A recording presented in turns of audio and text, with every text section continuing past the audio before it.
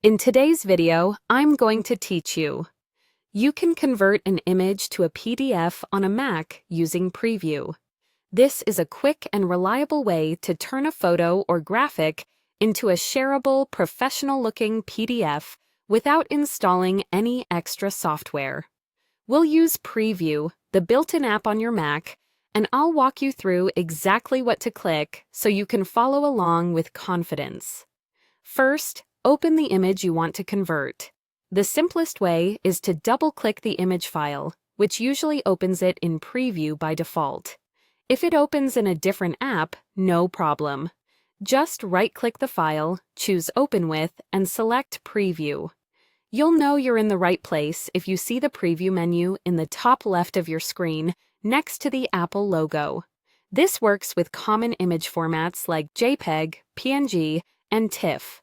With the image open in Preview, head to the menu bar at the top of your screen and click File.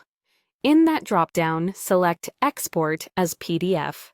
This tells your Mac to create a PDF version of the image as it appears in Preview.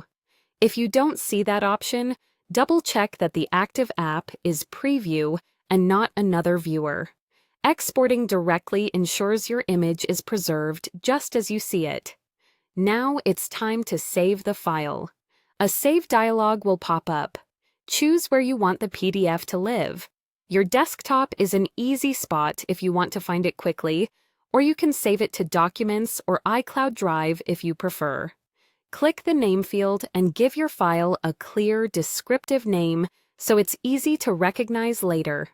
If you collaborate or send files often, a naming convention with the date can be helpful. When you're happy with the name and location, click Save. Your Mac will create the PDF instantly. That's it. You've converted your image into a PDF using Preview. The original image remains untouched, and your new PDF will appear exactly where you saved it. You can open it right away to confirm everything looks correct, and it's ready to share, print, or upload wherever a PDF is required. This method is great for resumes with embedded images, scanned receipts, or any visual that needs consistent formatting across devices.